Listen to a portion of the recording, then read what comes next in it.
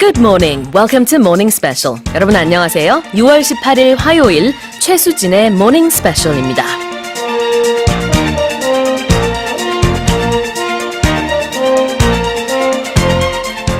Generally, major cities feature a body of water that serve as a centric landmark, like the Han River or the Seine in Paris.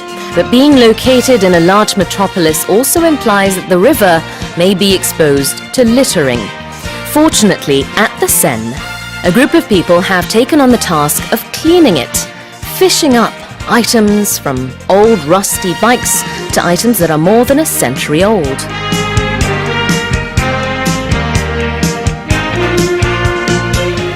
최근 프랑스 센강에서 낚시하는 사람들이 눈길을 끌고 있습니다. 낚싯줄 대신에 와이어, 미끼 대신에 자석을 단 채 상상도 못한 과거의 유물을 낚아 올리기 때문인데요. 프랑스에서는 요즘 고철 낚시가 인기라고 합니다. 자전거, 소총, 희한한 물건 등 어떤 물건이 걸릴지 모른다는 기대감과 환경을 깨끗이 한다는 자부심이 더해지며 고철 낚시가 레저 활동의 새로운 트렌드가 되고 있습니다.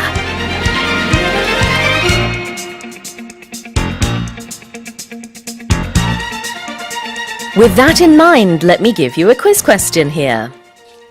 An item that is very old but has value, with some people even collecting it, is known as number 1, antique, or number 2, modern. Modern? I don't even remember how to pronounce this word. It's been such a long time. Number 1, antique, or number 2, modern. An item that is very old but has value, with some people even collecting it. 오늘 퀴즈 정답 아시는 분들은요. 짧은 문자 50원, 긴 문자 100원에 샵 1045로 보내주시고요. 반디 게시판이나 카카오톡 플러스 이용도 가능합니다. 또 여러분의 소식과 소감 그리고 방송 중 궁금한 질문 있으시면 보내주세요. Okay, then let's kick off today's show with today's global headlines. 세계 각국 언론사들의 어떤 헤드라인이 올라왔는지 살펴보는 시간입니다. Touch Global Headlines.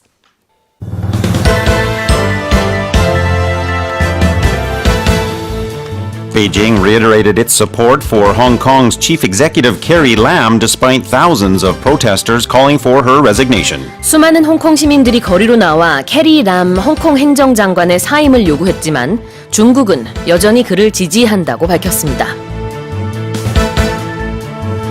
The Iranian Atomic Agency announced that Iran decided to partially reduce its obligations of the 2015 nuclear deal or Joint Comprehensive Plan of Action. 이란 원자력청이 핵 합의에서 정한 핵 프로그램 감축 동결 의무를 일부 지키지 않았다고 밝혔습니다. A massive power outage left millions of people in Argentina, Paraguay, and Uruguay in darkness for several hours. 남미 아르헨티나와 우루과이 전역에서 대규모 정전이 발생했습니다. Chinese President Xi Jinping will make a state visit to North Korea on June 20th and 21st at the invitation of North Korean leader Kim Jong-un. 시진핑 중국 국가주석이 김정은 북한 국무위원장의 초청으로 오는 20에서 21일 북한을 국빈 방문합니다. A study showed that last year Mumbai was the worst city on the planet for traffic chaos. 지난해 전 세계에서 교통 혼잡이 가장 심한 도시 1위는 인도 뭄바이로 나타났습니다. According to Eurostat, employment in the service industry accounted for 3 out of every 4 jobs in the European Union. 유럽연합에서 일자리 4개 가운데 3개는 서비스업 관련 일자리인 것으로 나타났습니다. And for the headlines and much more, I'm joined by 월터 선생님. Good morning. Good morning to you as well, and as always, a hearty good morning to all of our listeners and viewers, anyone within the sound of our voices, wherever you are. We hope you're having a great day. If you're in Seoul, it might be a bit of a wet one.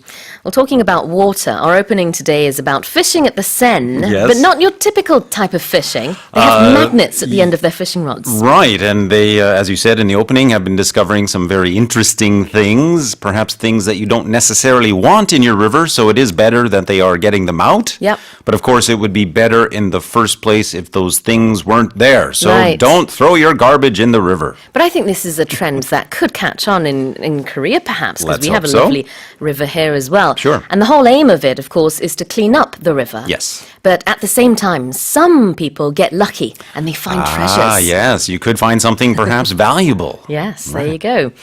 Killing two birds with one stone. 자, 그리고 여러분이 방금 들으신 헤드라인은요, 모닝 스페셜 홈페이지 헤드라인 다시 듣기에서 무료로 들으실 수 있습니다. 많은 이용 바랍니다. Well, let's go over the headlines.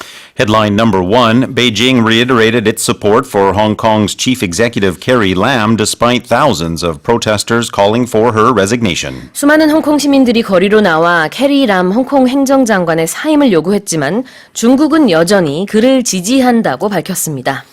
So, of course, at the heart of this issue is the extradition bill that was proposed there in Hong Kong and the resulting protests that have numbered, according to the organizers of the protest, up to about 2 million.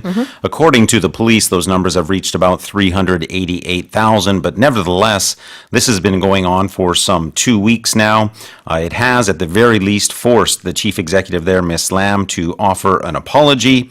However, though, many in Beijing are still expecting her to follow their lead to go through with the bill. 네, 홍콩 인구가 700만 명인데요. 그중에서 200만 명이 거리로 나왔다고 주최 측이 추산을 하고 있습니다.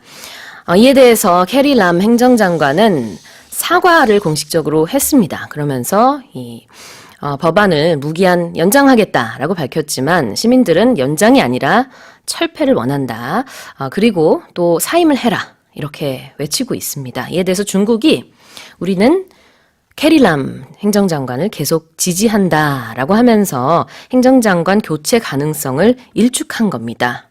네, 연장이라고 제가 말씀을 잘못 드린 모양입니다. 네, 연기, 무기한 연기한다라고 얘기를 했죠. 캐리 람 장관이요. Now, Ms. Lam has been in office since March of 2017 when she was voted into that position by a committee that many people said was stacked with Beijing loyalists.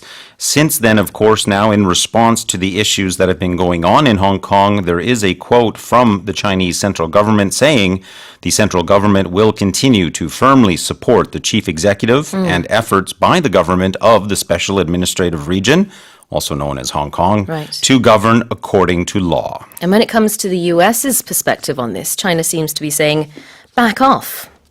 Well, of course, indeed, when you do look at the U.S. perspective, that adds sort of another layer of complicating matters to this. U.S. President Donald Trump is expected perhaps to raise the issue of Hong Kong human rights with China, with President Xi, if indeed they do have a meeting there on the sidelines of the G20, which is, of course, going on next week in Japan.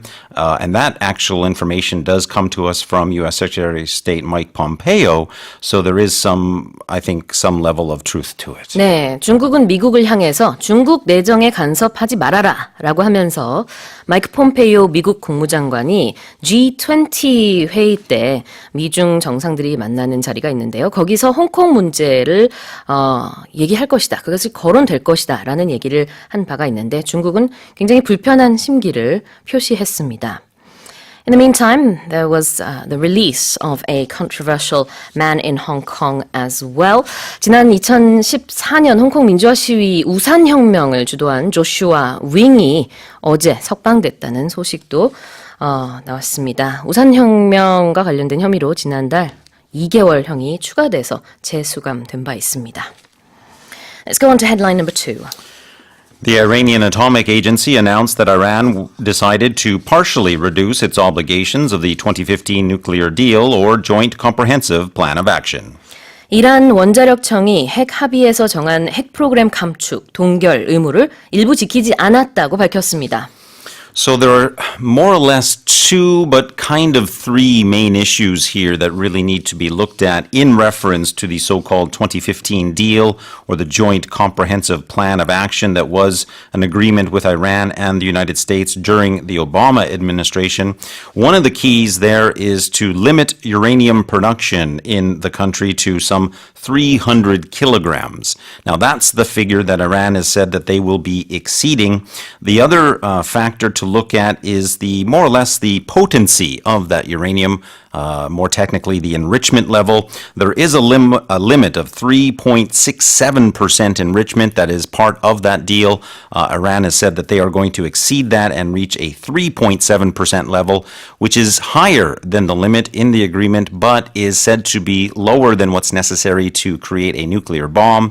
There's also the matter of exporting stockpiles of uranium, but we can talk more about that in a moment. 네, 그 핵 합의에 따르면은요, 이란은 핵 물질의 저장 한도를 2031년까지는 지켜야 하는데요. 지난달 8일 미국이 핵 합의를 탈퇴한 지 1년 되는 날이었습니다. 그때 이란이 우리는 앞으로 이 저장 한도를 넘기겠다 이렇게 선언을 한 바가 있거든요. 그리고 어제 밝힌 바에 의하면은 이 저장 한도를 열흘 뒤에 넘기겠다라고 밝힌 겁니다. So the other matter that I alluded to was Iran's ability under that agreement to export stockpiles of the enriched uranium as well as heavy water that is produced in the process.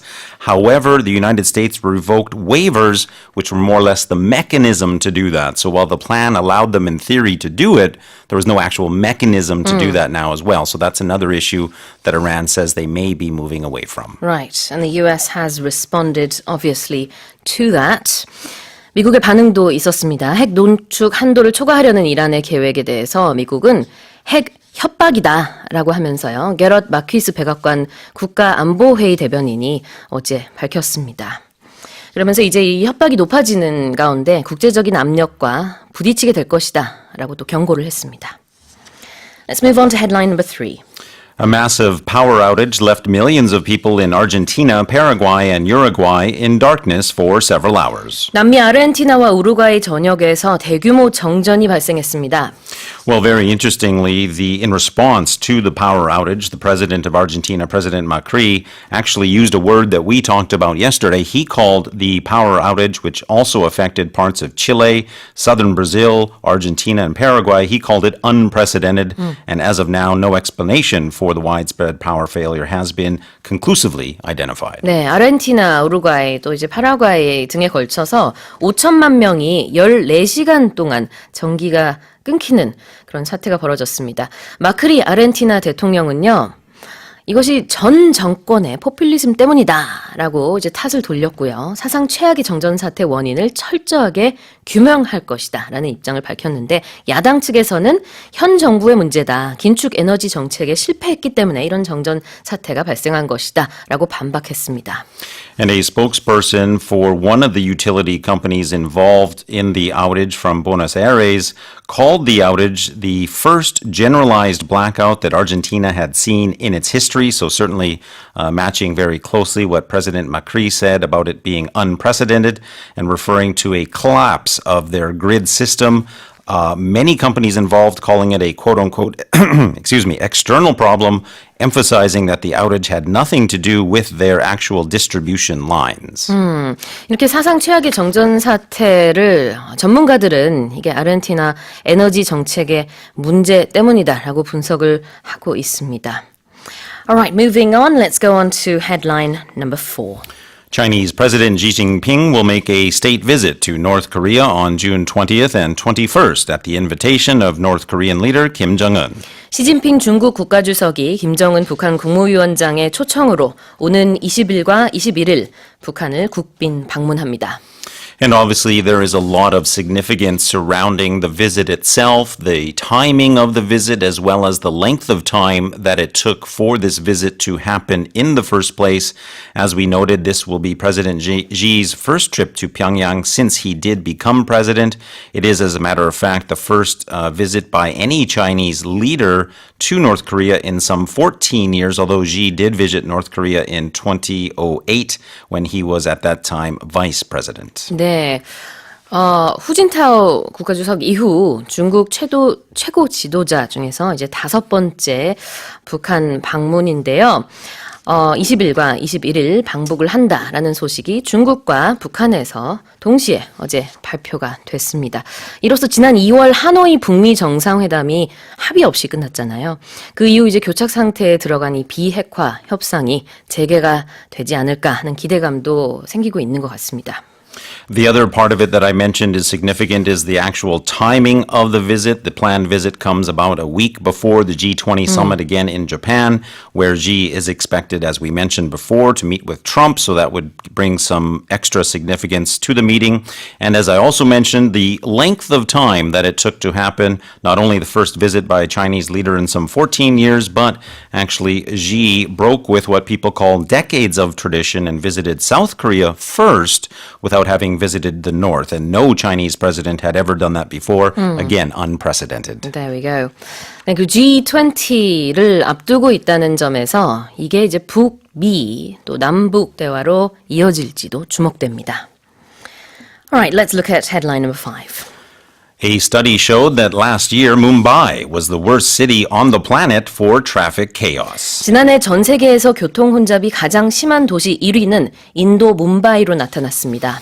So this study comes by way of a technology and navigation company, TomTom, which I think is not a major player in Korea here. It hasn't made a name for itself in Korea, but is widely known, I believe, in other parts of the world. They've created what they've called their traffic index. They looked at congestion levels in some 403 cities across 56 countries over the last decade or so. And of course, they noted that there's been a huge increase in nearly 75% of the cities that they investigated, again, numbering about 400. 네, 톰톰이라고 하는 네덜란드 내비게이션 업체가 이 톰톰 교통지수를 발표를 한 건데요. 2018년 기준입니다. 그래서 1위 교통지역은 인도 뭄바이, 2위는 콜롬비아 수도죠. 보고타, 그 다음에 3위는 페루의 리마로 기록됐습니다. Yes, indeed. And what they did was they measured the quote-unquote normal time to travel when traffic is non-existent. Then they measured the times when traffic is more congested to give them a congestion level. So the number one city, as we mentioned, it had a congestion level of some 65%, meaning that a trip would take you 65% longer than with no traffic. In Europe, Moscow led the most congested cities at 56%. Of course, they were saying that one positive aspect is that it is an indicator of a strong economy when you have more people on the roads and more traffic. However, that obviously comes with an environmental cost as well. 네, 톰톰 관계자는 이번 결과를 분석하면서 세계적으로 교통체증이 증가했다라는 것은 세계 경제가 건실하다라는 얘기지만 또 한편으로는 환경에 미치는 영향이 우려가 된다라는 얘기를 했습니다.